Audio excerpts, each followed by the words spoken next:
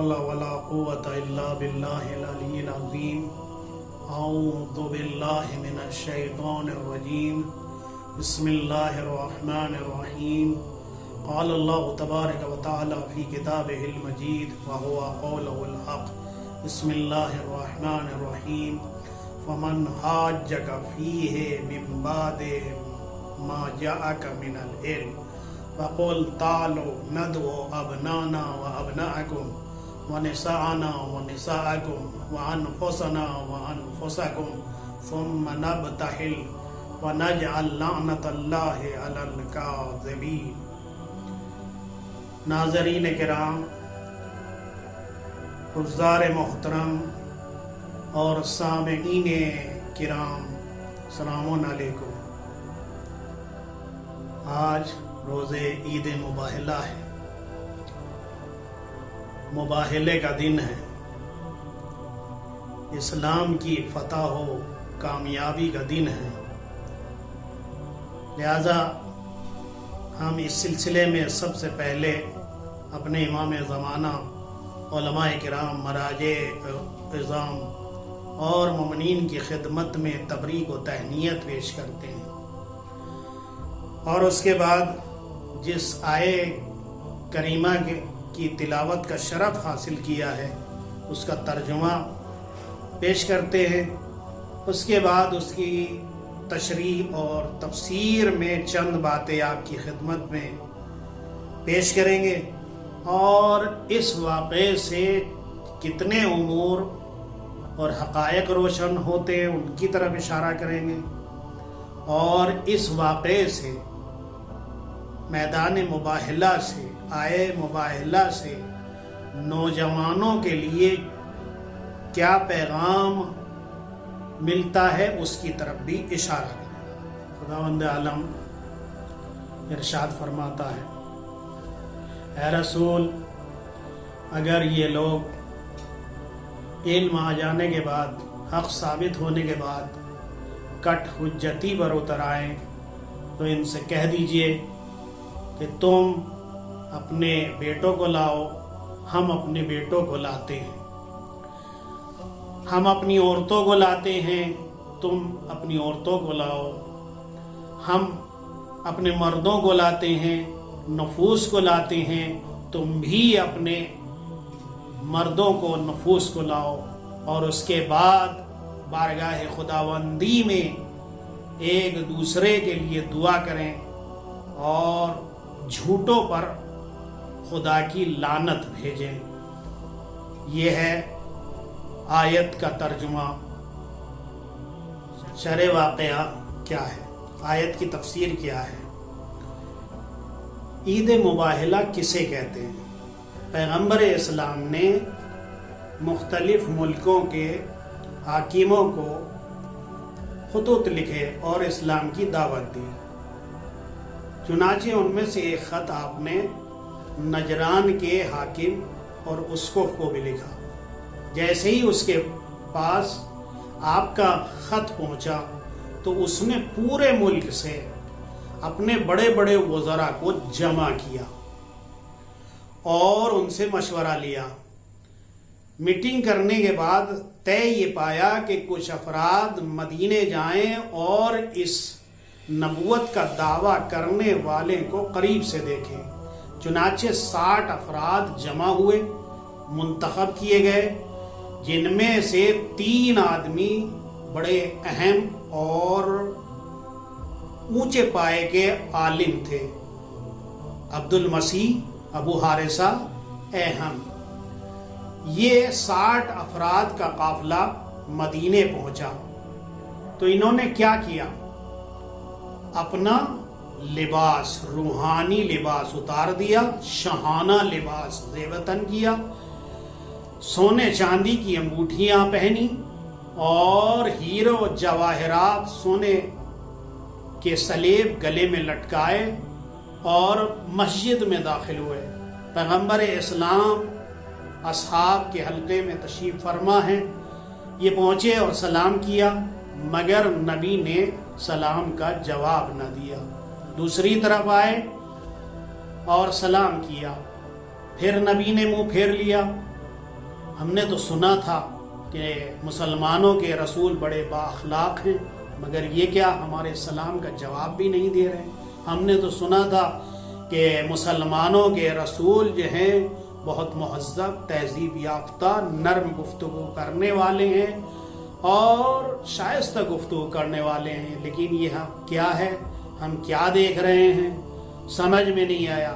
ادھر آتے ہیں، نبی کو زور سے سلام کرتے ہیں، مگر نہ نبی جواب دیتے ہیں، نہ نگاہ بھر کے دیکھتے ہیں کون آیا ہے، کہاں سے آئے ہیں، کچھ نہیں پوچھتے ہیں، منہ پھیر لیتے ہیں۔ آخر ماجرا کیا ہے سمجھ میں نہیں آیا۔ تو جن لوگوں سے ان کی آشنائی تھی ان میں سے ایک حضرت عثمان ابن عفان اور ایک عبد الرحمن ابن عوف تھے۔ ان دونوں سے انہوں نے پوچھا تو انہوں نے کہا کہ ہماری سمجھ میں تو نہیں آیا ہے، ہمارے رسول تو بڑے بااخلاق ہیں، لیکن تمہارے ساتھ کیا ماجرا ہے، کیا مشکل پیش آئی ہے، وہ ہم نہیں جانتے ہیں۔ اس کا حل تو بس ایک ہی شخص ہے مدینے میں جو حل کر سکتا ہے، اور وہ علی ابن ابی طالب ہیں۔ چنانچہ یہ لوگ حضرت علی علیہ السلام کی خدمت میں وارد ہوئے اور ماجرا پوچھا، آواز دی، ہم نے سنا تھا کہ مسلمانوں کے رسول بڑے بااخلاق ہیں، اسوہ حسنہ کے مالک ہیں، بڑے تہذیب یافتہ ہیں، مہمان نواز ہیں، لیکن ہمارے ساتھ یہ ہوا کہ نہ ہمارے سلام کا جواب دیا اور نہ ہم سے کوئی گفتگو کی۔ تو ایک مرتبہ مولا کائنات نے نگاہ بھر کے انہیں دیکھا، کہا اس لباس میں گئے تھے، آپ نے اپنا لباس کہاں چھوڑ دیا ہے؟ اپنے لباس اٹھائیے، وہ پہنیے جو تمہارا زیب دیتا ہے۔ چنانچہ یہ لوگ اپنے لباس میں مسجد میں وارد ہوئے، پیغمبر اسلام نے بڑھ کے استقبال کیا، بہت سی گفتگو ہوئی، جو انہیں اشکالات تھے ان کا جواب پیغمبر اسلام نے بڑے ٹھوس انداز میں دیا، مگر وہ لوگ پھر بھی نہ مانے۔ تو آیت نازل ہو گئی، قل تعالوا ابناءنا و ابناءکم و نساءنا و نساءکم، تم اپنے بیٹوں کو لاؤ، ہم اپنے بیٹوں کو لاتے ہیں، ہم اپنی عورتوں کو لاتے ہیں، تم اپنی عورتوں کو لاؤ، ہم اپنے مردوں کو لاتے ہیں، تم اپنے مردوں کو لاؤ، اور ایک دوسرے پر بد دعا کریں، خدا جھوٹوں پر اللہ کی لعنت بھیجے۔ چنانچہ طے پا گیا کہ کل صبح فلاں مقام پر مباہلہ کیا جائے گا۔ چنانچہ پیغمبر اسلام نے تیاریاں کی، اعلان ہو گیا تو بہت سے لوگوں نے تیاری کی۔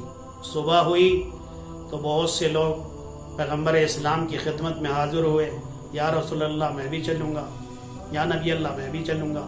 آپ نے فرمایا کہ میں منع نہیں کرتا ہوں، کوئی بھی چلے، مگر میں منع نہیں کرتا ہوں، مگر یاد رکھنا زندہ پلٹ کے وہی آئے گا جس نے اپنی ماں کی گود سے لے کے اب تک جھوٹ نہ بولا ہو۔ پس سب رہ گئے اور نبی 4 کو لے کے چلے آئے، 4 سچے اپنے ساتھ۔ اس مجمع اصحاب میں ان 4 کے علاوہ صادق کوئی نہ تھا، سچے بس یہ 4 تھے جنہیں پیغمبر اسلام اپنے ساتھ لے کے آئے تھے۔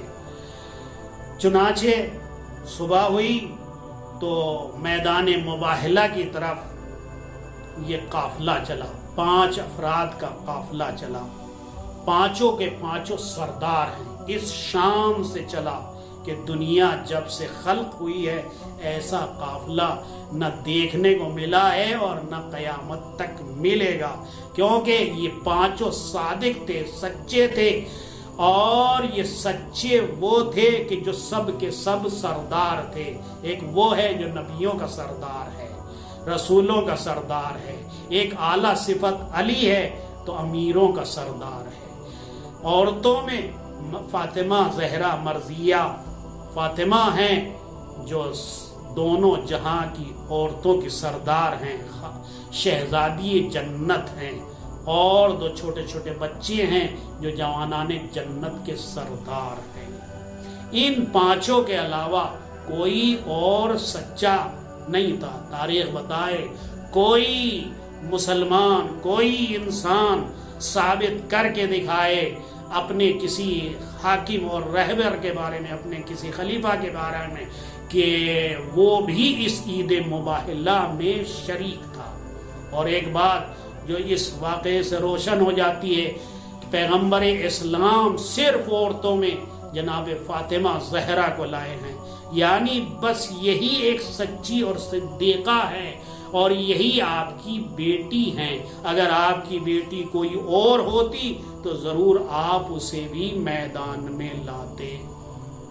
اور ایک بات وہ روشن ہو جاتی ہے کہ بس علی ابن ابی طالب ہیں اور حسن و حسین ہیں مردوں میں جو وہ ایمان رکھتے ہیں، کامل ایمان، پہلے مسلمان، پہلے ایمان.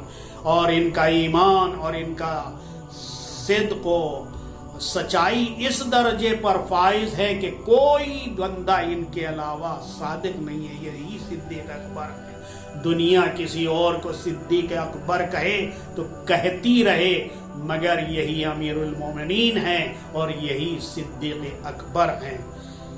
اور اس واقعے سے ہمیں دو پیغام ملتے ہیں. ایک یہ کہ جھوٹوں پر اللہ کی لعنت ہوتی ہے. جھوٹ بولنا جرم ہے، بہت بڑا گناہ ہے، لہذا جھوٹ بولنے سے بچنا چاہیے. کیوں؟ اس لیے کہ جھوٹ جو ہے انسان کے ایمان کو ضائع کر دیتا ہے، خدا کی لعنت کا مستحق قرار دیتا ہے، اور انسان جو ہیں عام لوگ جو ہیں اس سے کٹ جاتے ہیں، اس پر اعتماد اور بھروسہ نہیں کرتے ہیں. لہذا اس کا اعتماد لوگوں کے دلوں سے اٹھ جاتا ہے. لہذا کسی بھی ملک کا، شہر کا کوئی اگر گورنر ہو، کوئی وزیر اعظم ہو، کوئی نیتا ہو کسی سماج کا، یا کوئی رہبر پیشوا ہو کسی مذہب کا، اگر وہ جھوٹ بولتا ہے تو وہ بہت بڑا مجرم ہے، خدا کی لعنت کا مستحق ہے. اور دوسرا پیغام ہمیں یہ ملتا ہے کہ جہاں کہیں بھی ہمیں لوگ جھوٹ بولتے ہوئے نظر آئیں، لوگوں پر ظلم کریں، لوگوں پر اپنی حکومت اور منمانی کریں، مسجدیں جلائیں، قرآن جلائیں، اسلام کی توہین کریں، تو اگر ہم کچھ نہیں کر سکتے، پہلے تو یہ کہ ہم ان کے خلاف اٹھ کھڑے ہوں، احتجاج کریں، قوانین کے دائرے میں رہ کے ہم احتجاج کریں اور اپنی آواز بلند کریں. اور اگر ہم یہ نہیں کر سکتے، یہ بھی نہیں کر سکتے ہیں، تو مومن کا ہتھیار بددعا کرنا ہے، لعنت بھیجنا ہے. مظلوموں کا ہتھیار بددعا ہے. اور اس مباحلہ سے، عید مباحلہ سے ہمیں یہی سبق ملتا ہے کہ اگر کوئی کٹ حجتی پر اتر آئے، کوئی ظلم کرنے پر آمادہ ہو جائے، اپنے ظلم سے باز نہ آئے، تو ہم ان کے لیے ہاتھوں کو بلند کریں اور ان پر بددعا کریں، نفرین کریں اور اللہ کی لعنت اس پر بھیجیں. وآخر دعوانا والحمد للہ رب العالمین.